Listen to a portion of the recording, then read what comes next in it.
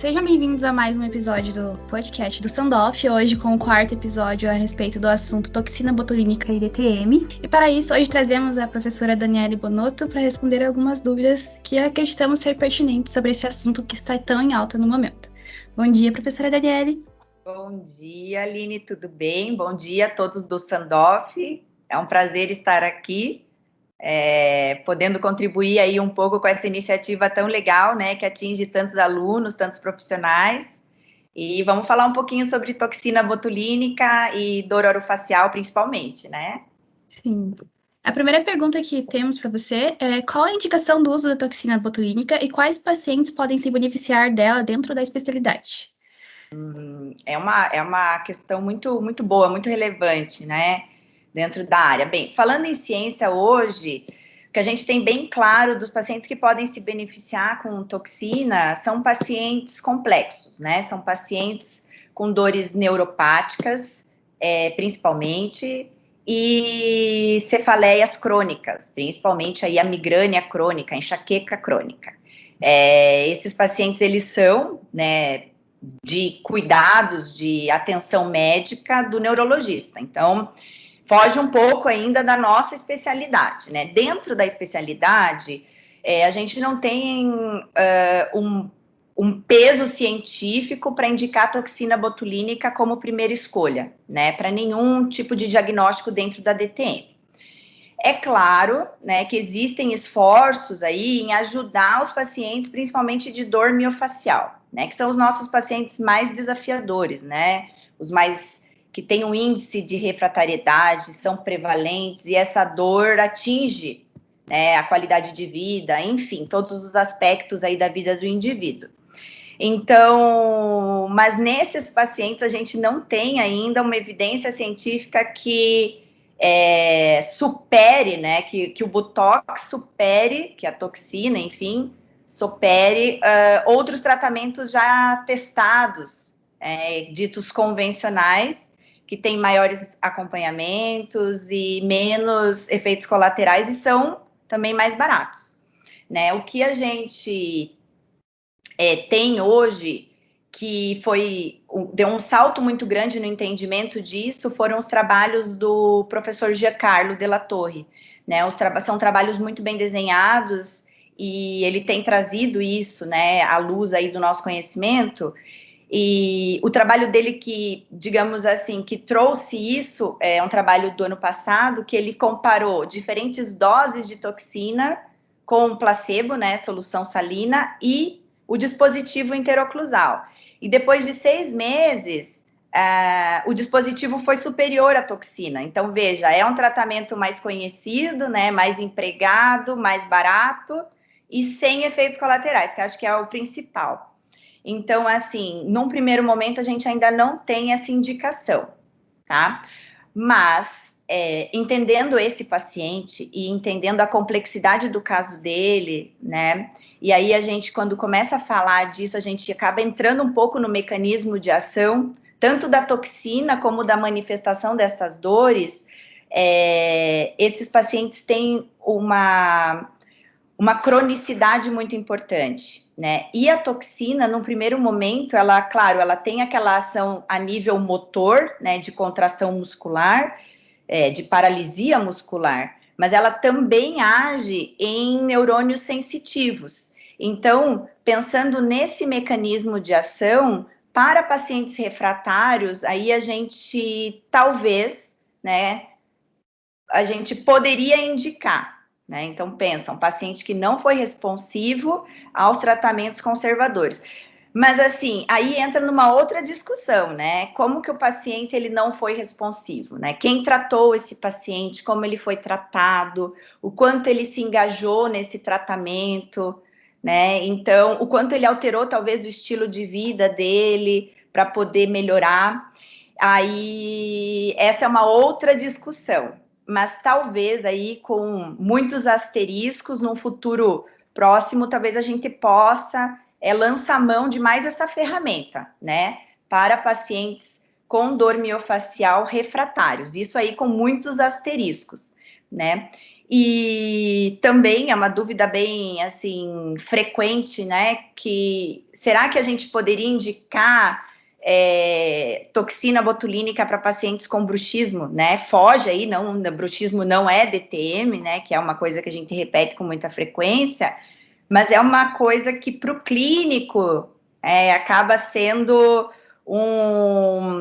ele tem anseio de querer ajudar aquele paciente com relato do bruxismo, né? Mas entendendo a fisiologia, né, a fisiopatologia do bruxismo, principalmente do sono, não faz sentido aplicar toxina botulínica, né? Porque ela vai agir ali na contração muscular e a origem, né, toda a etiologia do bruxismo, ela é uma origem central, então esse paciente ele vai continuar fazendo os eventos de bruxismo, porém com menos intensidade. É isso que os trabalhos mostram, tá?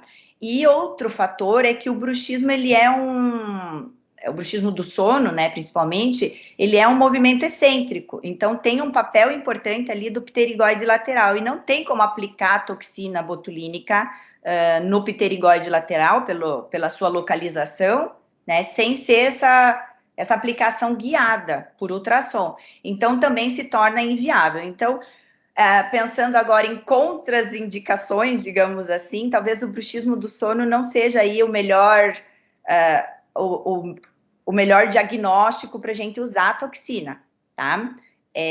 Mesmo porque o efeito da toxina é limitado, né? Ele vai durar ali alguns meses, né? Aproximadamente de 3 a 6 meses. Então, o paciente vai ter que fazer recorrentes aplicações. Né? E aí moram os principais problemas dos efeitos colaterais. E outra coisa, o paciente vai ter que continuar usando placa, porque já que ele não bloqueou ali, né, não teve essa paralisia do pterigóide lateral, os eventos vão continuar. Então, para bruxismo, de fato, não existe essa indicação precisa, né? E o que talvez a gente vê, assim, com alguma dificuldade dentro da literatura, porque são estudos muito escassos, né? Geralmente são casos reportados, né? São relatos de caso que pacientes com contraturas musculares pós radioterapia na região de face, eles vão apresentar uma limitação de abertura e eles é de difícil manejo, sabe? Então, muitas vezes a gente tem visto lança a mão da toxina para poder melhorar um pouco a qualidade de vida desse paciente com alguma resposta, viu, positiva, tá? Mas isso são artigos pontuais, relatos de casos, e são casos também bem raros, né? Então, assim, só para ficar bem clara a tua pergunta, hoje a gente tem, por indicação, baseado em literatura, em ciência, dores neuropáticas, pós-traumáticas também, implantes, exodontias, né? E nas migrânias crônicas, tá? E com vários asteriscos, talvez pacientes com dor miofacial crônica refratários a tratamentos convencionais. Essa seria aí a ideia principal. Certo, professora. E você citou, né, que a toxina botulínica tem bastante efeitos adversos, né, relatados na literatura. Então, quais seriam as consequências do uso indiscriminado e os efeitos colaterais apresentados na literatura? Olha, o uso indiscriminado, de fato, ele vai trazer aí efeitos adversos importantes, tá? Os estudos mostram, né, que doses únicas, né, então num cenário de uma aplicação, os efeitos são transitórios. E o principal efeito é uma fraqueza muscular, né, uma dificuldade de comer determinados alimentos, até um desconforto um pouco, uma incoordenação talvez ao mastigar. Então esse é o principal efeito colateral e que em doses únicas e doses baixas, eles são transitórios. Tá? E é interessante que até quando é feito em solução salina, o paciente às vezes reporta também esse tipo de relato, sabe? Mas, como eu disse, em doses únicas e baixas concentrações, né, isso é totalmente autolimitante. Agora, quando a gente observa doses mais altas, né, e o professor Giancarlo viu isso no estudo dele também, doses mais elevadas, existe daí impacto, digamos assim, na força de mastigação, tá? Na espessura do músculo e na densidade do tecido ósseo, tá? Ele conseguiu mensurar isso por tomografia, ultrassom, eletromiografia, então isso tudo bem documentado, digamos assim, bem respaldado, né? Em humanos mesmo. Então é um dado bem importante, assim. E pensando que isso foram doses únicas, mas porém doses elevadas, tá? Agora, se a gente for pensar em doses em várias, né, doses sequenciais, alguns estudos têm mostrado que depois de 4 aplicações, né, em masseter, em um acompanhamento aí de 4 anos, essa musculatura não retornou ao tamanho original. Então, nos leva a crer, claro, não é um acompanhamento assim tão longo, mas é representativo de que esse efeito adverso ele pode ser permanente em doses sequenciais, tá? Então, fico alerta aí para que essas aplicações contínuas sejam evitadas ao máximo, né? Mesmo porque existe como se fosse assim uma cadeia, né? Existe essa situação tanto no nível muscular, né, e no nível do tecido ósseo. Então, claro, quando o músculo não trabalha de maneira adequada, né, ou seja, com aquela força de mastigação, ele diminui esse estímulo para o tecido ósseo. Então, tem sido reportado que alterações ósseas, tanto em corpo de mandíbula, ângulo e até em região intraarticular, né, há uma alteração da densidade óssea. Então, é importante ficar atento a esse tipo de efeito colateral, que é bem importante e pode ser permanente, tá? Então, não, assim, o uso indiscriminado, ele ainda é, dentro da nossa área, ele é bem restrito, tá? Certo, prof. Então, existe um protocolo de aplicação para que a gente possa evitar o uso indiscriminado, ter uma padronização de aplicação? Bem, a gente ainda não chegou nesse ponto, né? Eu tenho uma grande esperança que a gente vai chegar para usar essa ferramenta com mais responsabilidade, tá? O que existe dentro da literatura, e isso é muito, e vem evoluindo, tá? No começo ali, as dosagens dentro dos artigos variavam entre 10 e 150 unidades, uma variação muito grande, né?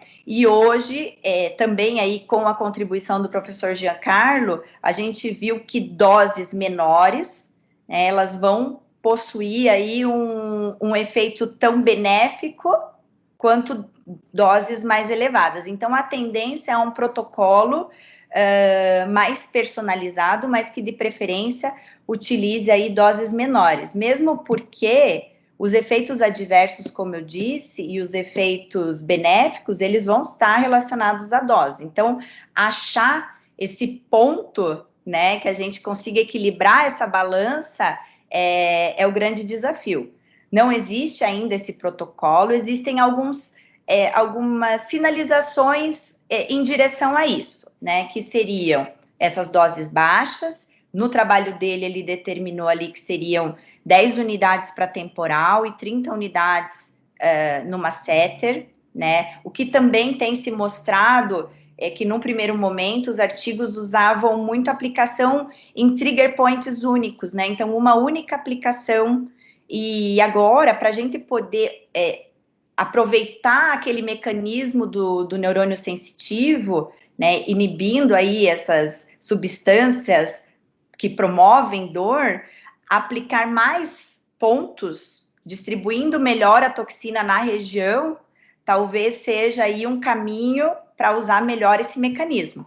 Tá? Então, não só pontos únicos, mas talvez numa distribuição um pouco mais espalhada em doses menores, né?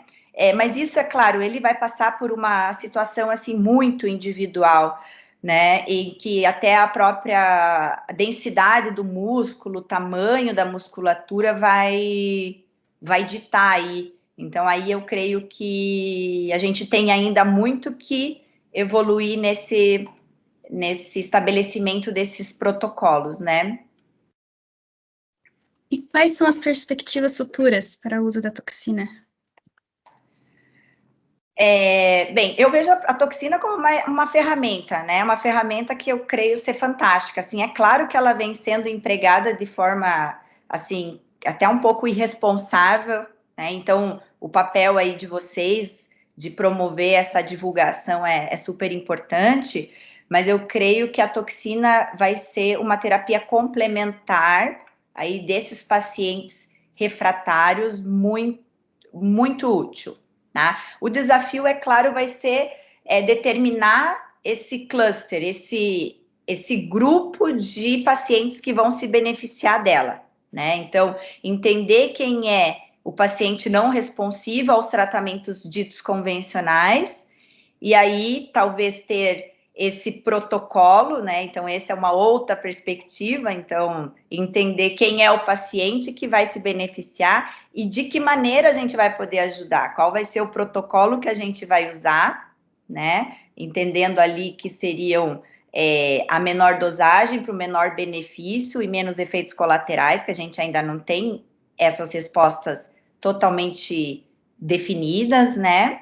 E é claro que outra linha e outra perspectiva futura é o entendimento do mecanismo de ação, né? A gente entende que ele vai agir ali a nível periférico, ele tem aquele papel a nível de sistema nervoso central, com esse mecanismo de levar nessas substâncias de maneira retrógrada, mas a gente não entende muito bem como isso funciona, né? Então, talvez a compreensão desse mecanismo vai levar também ao entendimento e talvez a dissociação, que essas pesquisas agora têm ido nesse sentido, de tentar dissociar esse mecanismo sensitivo, que traz os benefícios aí para o controle de dor, dos mecanismos motores. A partir do momento que isso conseguisse ser dissociado, talvez a gente pudesse usar a toxina, né, com menos efeitos colaterais e beneficiar mais esse paciente que tem sensibilidade dolorosa mesmo. Né? Então, isso vem sido testado e é um interesse grande da área médica tentar tornar essa toxina menos paralítica do ponto de vista muscular, né, agindo mais nesse neurônio sensitivo. Vem sido testado em ratos, mas a gente ainda está engatinhando nesse processo. Tá? Mas eu vejo assim, ó, a perspectiva futura do Botox dentro da área com bons olhos, né? Mas é claro, com profissionais bem capacitados, e ir acompanhando, porque, na verdade, os estudos bem desenhados mesmo, eles são recentes. Né? Antigamente, os estudos eles não tinham nem grupo controle, então parecia que a toxina ia ser a salvação de todos os problemas. Agora, a gente consegue compreender isso de um pouco melhor. Então, eu creio que os estudos vão nesse sentido, de clarear um pouco as nossas perspectivas aí para indicar qual vai ser o nosso paciente, como vai ser e se a gente vai conseguir agir mais em neurônio sensitivo do que motor. Então, eu creio que vai ser nesse sentido aí, Aline. Muito obrigada, professora. Foi muito esclarecedor, muito interessante também esse tema. E muito obrigada pela sua presença, obrigada também pelos ouvintes que estão nos escutando. Eu que agradeço. É um prazer estar aqui no Sandoff. Eu tenho muito carinho por todos vocês, né, os professores, essa iniciativa que, além de levar conhecimento para vocês, né, presta um serviço para a comunidade que é super importante, né? Então, em breve aí vocês vão retornar às atividades e vão poder exercer aí esse papel tão importante que é colaborar na diminuição da dor das pessoas, né? Parabéns, viu? Muito obrigada, prof. Tchau, tchau. Tchau, tchau. Eu que agradeço.